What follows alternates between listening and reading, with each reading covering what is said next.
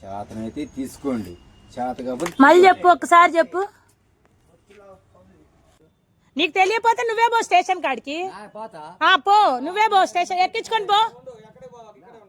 ఎక్కించుకొని పో. ఎందుకు ఎక్కించుకొని పోయి స్టేషన్ లో కంప్లైంట్ ఇవ్వండి. అంకుల్ ఇట్రా. ఒక విషయం చెబుతాను, ఏరా వాళ్ళయ్యి నువ్వు ఎట్ట తీసుకొని వచ్చినావు? అమ్మి పెడితే ఎవరి అయినా దొంగ సామాన్లు తెత్వ, పెద్దోడివి కాదా నువ్వు? ఎంత వయసు వచ్చింది నీకు?